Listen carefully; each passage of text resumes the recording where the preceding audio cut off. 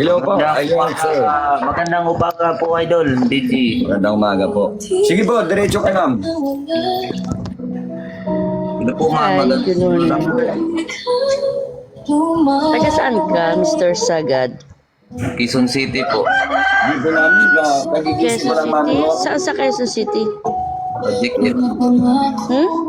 Project 8. Quezon City ako eh. Project 8 ko. Bahay ko. Kagigising ko lang, mamaya out na agad ako. Okay. Ano ka, single, hiwalay, may sabit? Single po. Okay. Ano bang hanap mo? Ako na nagtanong, DJ. Hindi, Go. ako na. Ikaw. Ikaw po, ma'am. Ikaw. Ano po hanap mo? Yun, maganda kay Mr. Sagad. Respeto, serious, pagdating sa relasyon, Una yun, ma'am. may oras, number one. Tama. Wala ninyo, mga sir, mga ma'am, no? Number one po talaga pag nandito tayo, nagkakakilala lang tayo sa sad boy, sa Sagad, no? Kasi nandito po tayo sa Labmat sa Sagad, hindi naman po tayo pumunta rito para magpainit lang ng katawan. Oo, tama. Hindi lang po natin sabihin dito, yung talaga makakasama, yung makakausap natin ng maayos, Yes. yung ano po, may sense, may mga plano sa buhay, sa ulit pagkakataon na parang naghahanap tayo ng mga kasama, yung talaga pong may sense kausap. Yung may mga pangat, kasi sa edad natin, ganito kung magluloko pa tayo, para Oo tayong nga. gago. Oo. Real talk lang po, para tayong gago na hindi mo may Totoo yun. Totoo naman yun. Kasi, hindi habang buhay, hindi natin malalaman kung buhay, bukas, may enjoy pa ba natin ang buhay? Hindi natin alam kung bukas nakakalangad pa tayo, naghahanap pa tayo Oo ng nga. totoo magmamahal sa atin. Oo. Yung marunong tayong alagaan, yung habang buhay. Hindi po itsura eh. Kasi yung itsura, sabi nga natin, pag mahal ka, grabe, parang prinsipe. Yung po hanapin natin at prinsesa. Okay? Go for start. Ayun, tama yung sinabi ni DJ. Dito walang lokohan.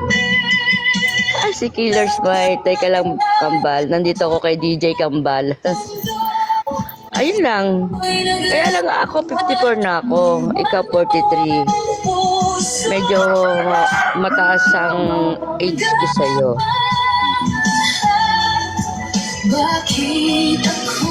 Ano, sir? Tanong ko sa inyo dalawa, sir. Sir, paano po ba? May tanong lang po ako sa dalawa. Ano, sir, no? Alam ko nag-aangad tayo na may makakausap. Pero depende sa inyo, sir, ha? Hindi tayo magkakilala ang dalawa. Pero ano po ba talaga ang hinahangad nyo sa buhay? Ano? Digli lang. Respeto at saka mapapatiwalaan. Ay, oo. Number one ang tiwala lang. Ito, sir, last na final na tanong ko. Lalaki tayong dalawa, sir. Lalaki sa lalaki, sir. Iniidolo nyo ako, sir. Hindi po ba init ng katawan lang ang hinahanap natin? Diretsuhan tayo, sir. Prangkahan, sabihin nyo na lang. Hindi po. Ano, sir? Hindi po ba?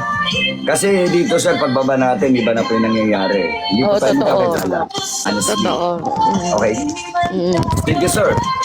Usap po kayo, diretso po. Okay. Magpunta Kasi, magbasa ng comment, sir. Basahin kasi niyo. nung unang akit ko sa'yo, DJ, yung nakilala ko, hindi ko na siya nireplyan kasi iba yung gusto niya, kaya bumalik ako sa'yo.